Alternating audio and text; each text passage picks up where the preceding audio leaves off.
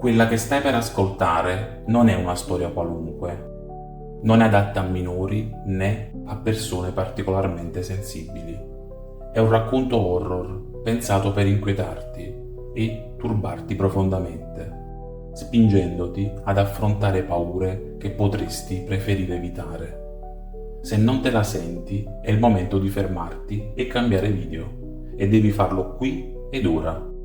Se invece sei pronto a sfidare le tue paure, allora continua pure, ma ricorda, è a tuo rischio e pericolo.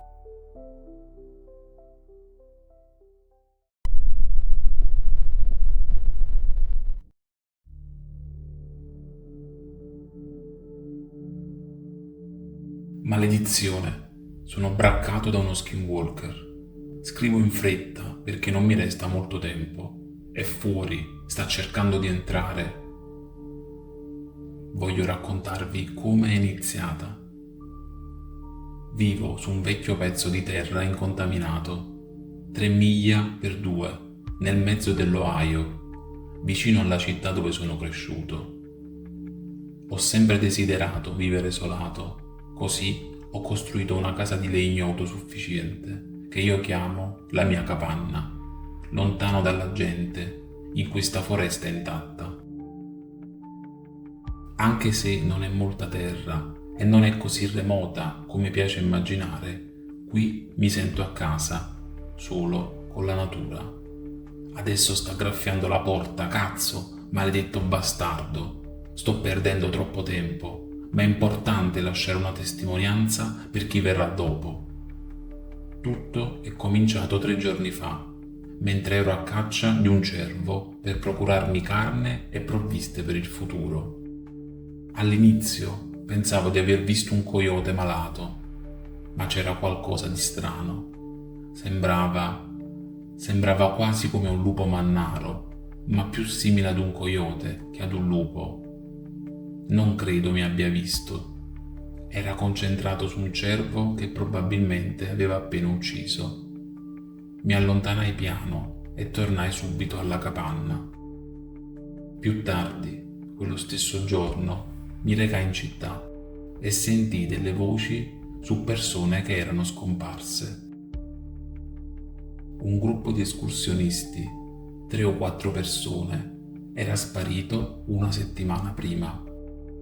Erano partiti per un'escursione lungo il fiume, dall'altro lato della città rispetto a dove vivo.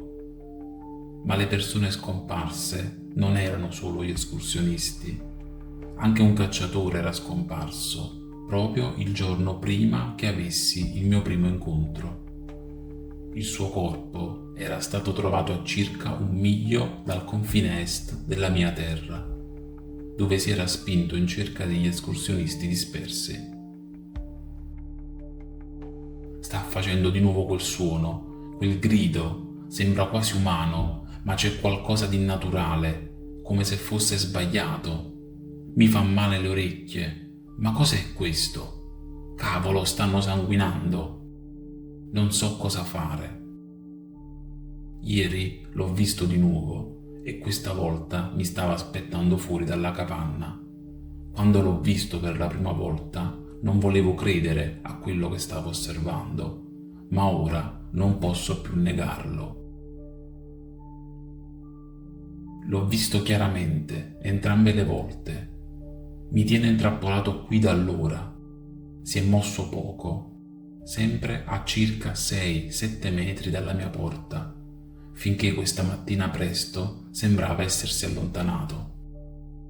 Pensavo fosse finalmente andato via.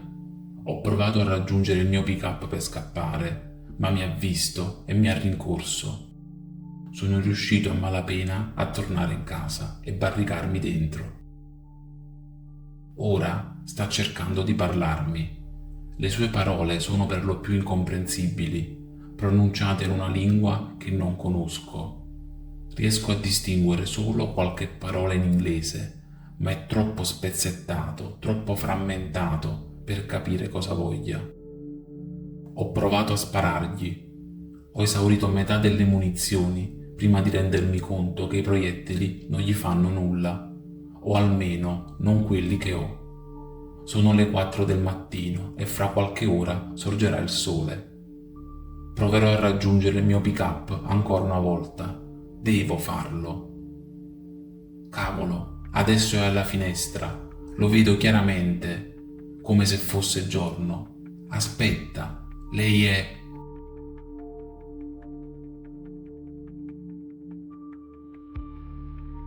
La frase si interrompe a metà.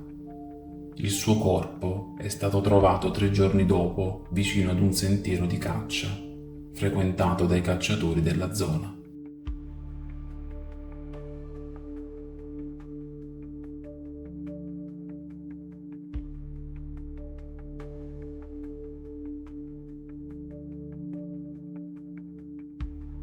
Questo episodio è accaduto solo la settimana scorsa, quindi è ancora molto vivido nella mia mente.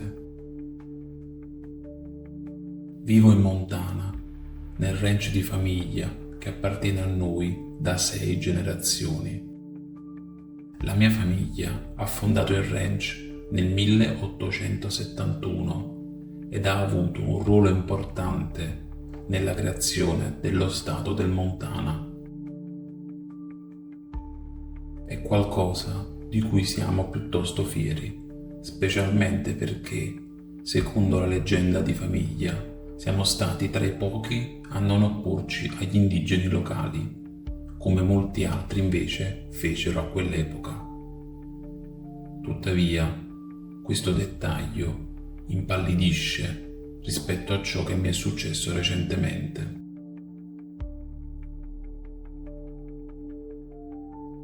Credo che la mia famiglia sia stata attaccata da uno skinwalker. È accaduto martedì notte e da allora gli incubi non mi lasciano in pace. Tutto è cominciato con la visita di una donna nativa americana anziana, vestita con abiti tradizionali. Era venuta al ranch per comprare alcune galline vive, probabilmente per allevarle. Tuttavia, noi non vendiamo galline vive e mio padre glielo disse.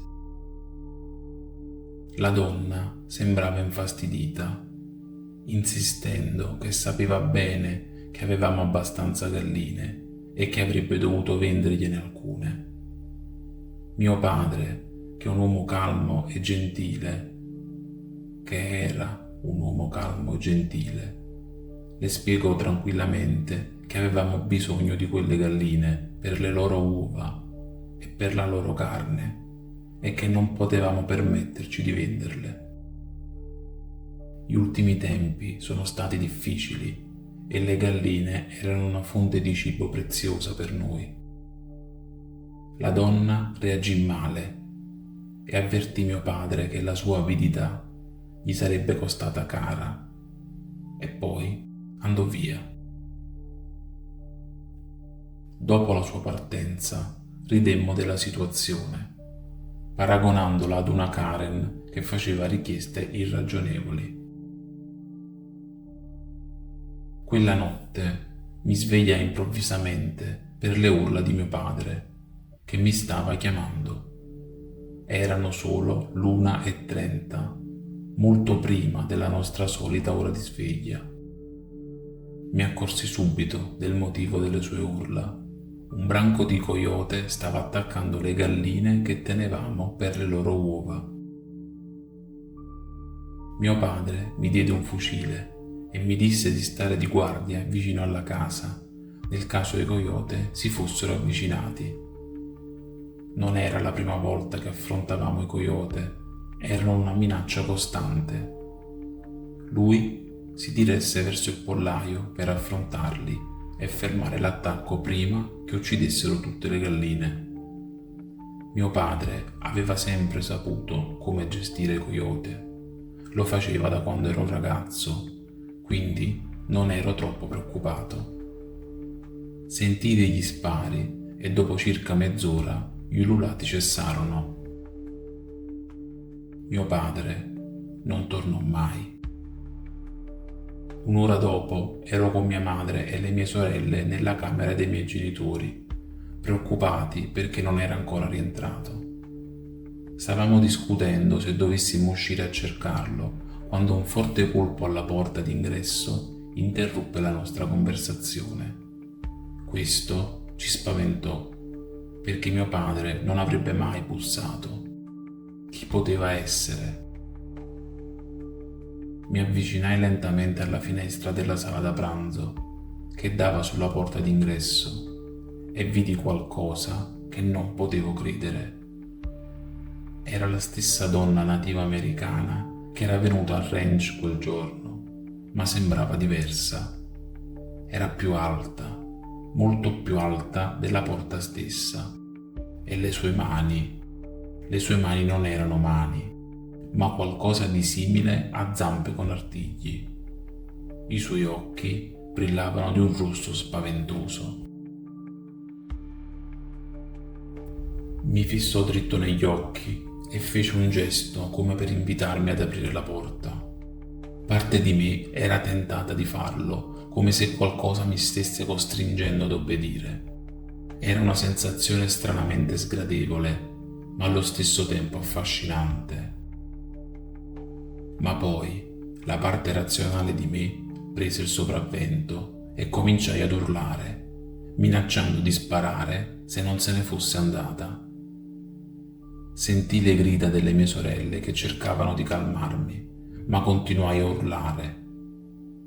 Dopo quella che sembrò un'eternità, la donna mi sorrise in modo crudele, si voltò e se ne andò. Svenni vicino alla finestra. Non so cosa accadde dopo, ma mi trovarono incosciente. Quando mi ripresi, scoprì che mio padre era stato trovato vicino al pollaio, gravemente ferito. Ufficialmente era stato attaccato da un grosso animale, forse un lupo o un coyote.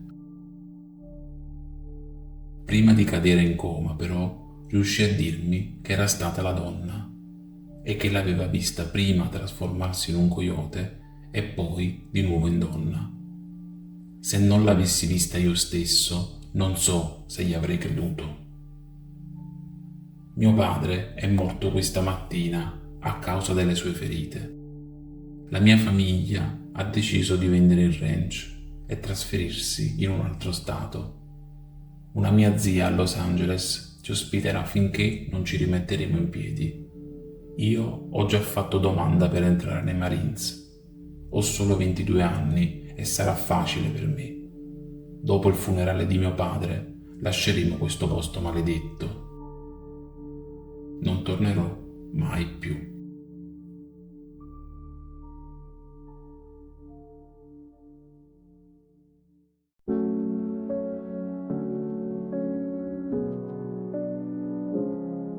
Nella notte sento passi lenti, un respiro che mi segue tra i silenzi.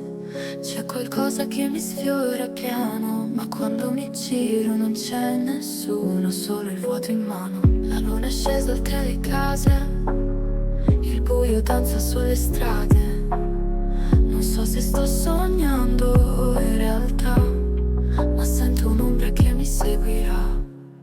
E c'è un'ombra nella notte che mi chiama, corre via ma non so dove va. Dentro i miei pensieri si nasconde, non so se è un sogno o verità.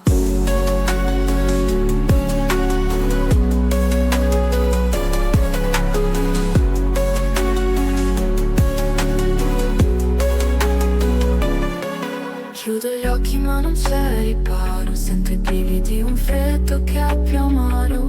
Forse è solo un gioco della mente, ma ogni suono sembra più presente. Nella luce tremo di paura, ogni angolo ha una faccia scura. Sento ancora passi dietro me e quell'ombra so che tornerà. E c'è un'ombra nella notte che mi chiama, corre via ma non so dove va. Dentro i miei pensieri si nasconde, non so se è un sogno o verità. Chiudo gli occhi ma non c'è riparo, sento i brividi, un freddo che della mente, e non so se è un sogno o verità. Notte sembra senza fine, non passa mai. Quell'ombra gioca con i miei guai. Mi fermo ma la vedo ancora là. Non so se fugge o mi aspetterà. E c'è un'ombra nella notte che mi chiama. Corre via ma non so dove va. Dentro i miei pensieri si nasconde. Non so se è un sogno o verità. Forse è solo un'ombra o forse è già qua.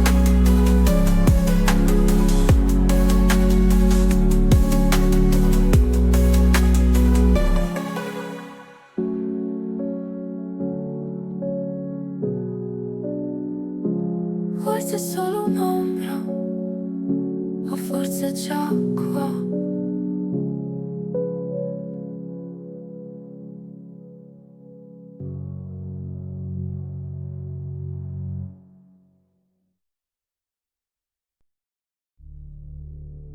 Un attimo solo, prima di andare via, volevo presentarti Il villaggio nel bosco, il primo romanzo di Misteri di mezzanotte. Se ti è piaciuta questa storia e ti piacciono le storie di questo canale, allora non potrai perdertelo, perché ti terrà incollato a lui, dalla prima all'ultima pagina. E se segui questo canale, allora potrai immaginare anche la protagonista. Lo trovi su Amazon e ti lascio il link sia in descrizione che in alto nella scheda. Ed attenzione, perché potrai leggerlo gratis se farai la prova di Kindle Unlimited per un mese. Trovi anche quel link nella descrizione.